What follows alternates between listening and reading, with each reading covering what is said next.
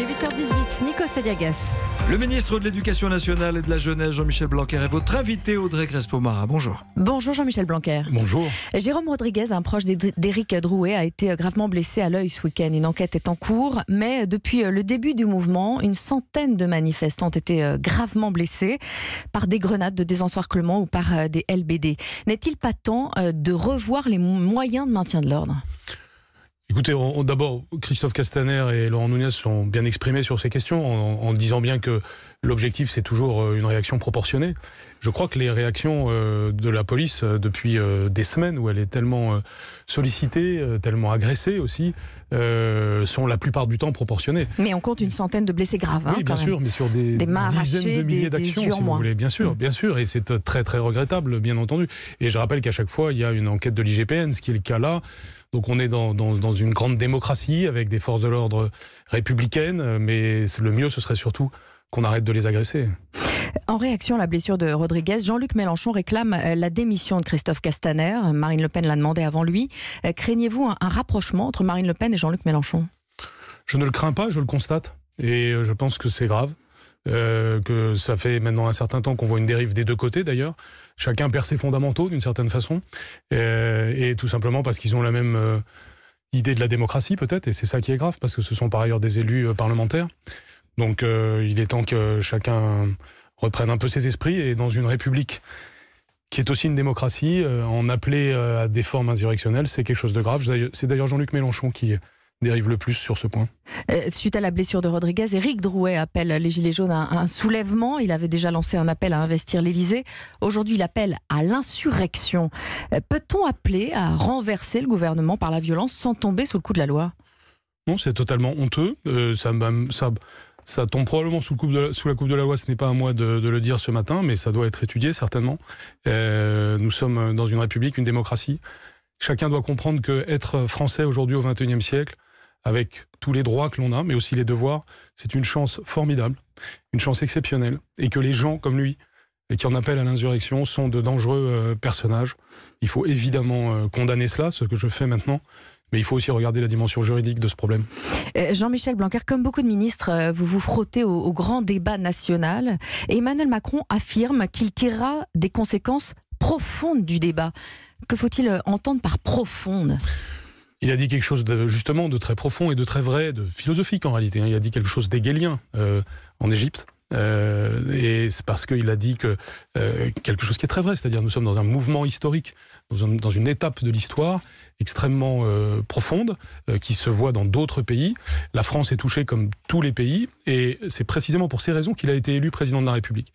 Il est tout à fait normal qu'à l'occasion de la crise que nous venons de traverser, nous cherchions à sortir de cette crise profonde en faisant de la France justement le pays qui sait inventer le modèle économique et social du futur. Donc, c'est quelque chose de tirer les conséquences profondes d'un débat, ça signifie quoi concrètement ? Par exemple, ça signifie par exemple revenir sur les 80 km/h ça... Écoutez, ce sujet-là est important. Parce que égal est loin. Mais on vient de parler de mouvement profond de l'histoire. Je ne suis pas sûr que ce soit les 80 km/h qui soit le principal sujet. Là, lorsque par exemple il déclare, il y a 2 semaines, c'est passé un peu inaperçu, que l'économie du futur doit reposer fortement sur les piliers que sont l'éducation et la santé, en ayant donc une vision économique et sociale de ce sujet, voilà typiquement quelque chose qui relève de nouveaux modes de fonctionnement de notre société.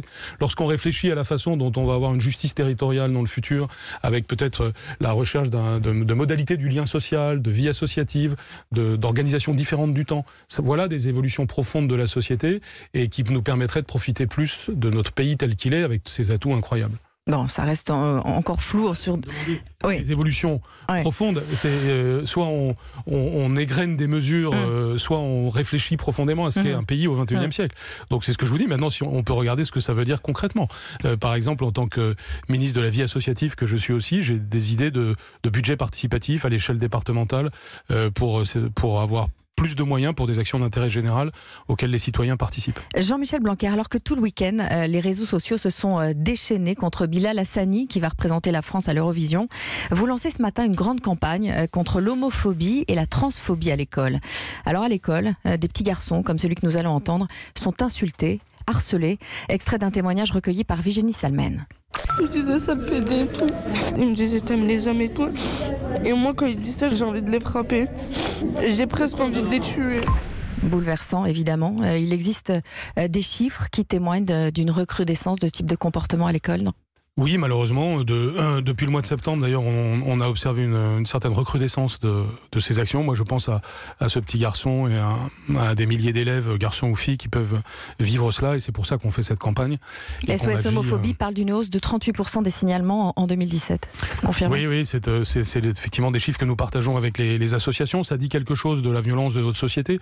Les sujets ne sont pas déconnectés entre eux. Vous savez, quand on a du mal à se parler, quand on respecte pas autrui, ceci évidemment transfuse sur les enfants.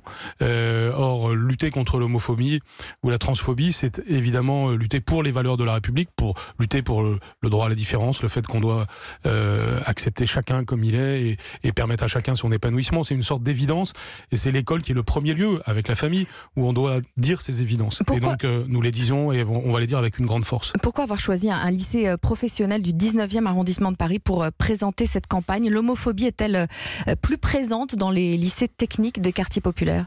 Je ne dirais pas ça, non. Et d'autant plus que notre action, elle vaut aussi pour les âges qui précèdent. Donc, il se trouve que je vais souvent au lycée professionnel en ce moment et j'y accorde une grande importance. Donc, c'est le seul message de ce point de vue-là. Mais il n'y a pas de problème spécifique au lycée professionnel pour l'homophobie. Et lutte contre l'homophobie et la transphobie, est-ce que le sujet sera abordé auprès des plus petits dans les écoles primaires ?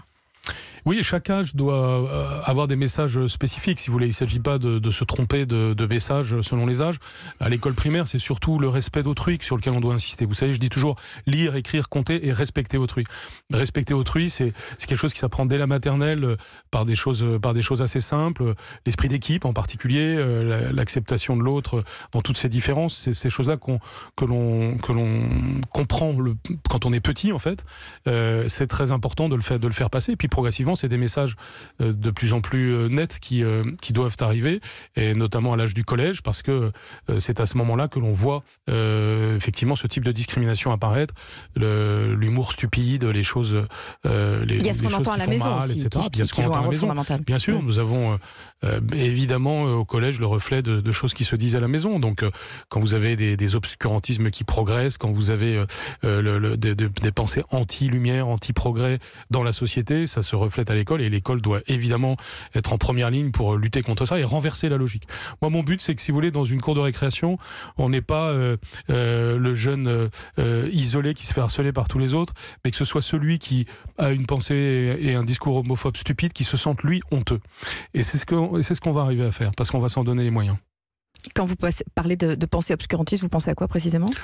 Bien entendu, on peut penser au fondamentalisme religieux, on peut penser aussi plus généralement au fait que progresse dans notre société le complotisme, encore une fois des pensées obscurantistes, c'est-à-dire des pensées opposées à la pensée des Lumières, qui estiment que la raison du plus fort est la meilleure, par exemple, alors que nous défendons l'idée que on doit défendre chacun. Et quand les réseaux sociaux se déchaînent tout le week-end contre Bilal Hassani, je le disais, qui va représenter la France à l'Eurovision, pas moins de 1500 insultes homophobes, que pouvez-vous faire, vous ? D'abord, rester très serein par rapport à tout cela. Vous savez, on peut lister toutes les bêtises qui sont sur les réseaux sociaux, ça n'est pas le reflet de ce qu'est réellement la société. Nous vivons maintenant avec des prismes cognitifs, c'est-à-dire nous subissons des pluies d'informations par les chaînes d'information, par les réseaux sociaux, et ça finit par nous donner une perception du monde nerveuse. Moi, j'essaye de lutter contre cette nervosité, tout en disant les choses. Il faut dire les choses, être très clair et très calme. Et donc, c'est l'attitude que l'on doit avoir. Donc, c'est vraiment très malheureux de voir ce que vous venez de dire. Évidemment, je condamne. Mais en même temps, je veux dire que l'immense majorité des gens ne sont pas comme ça. Merci Jean-Michel Blanquer. Merci à vous.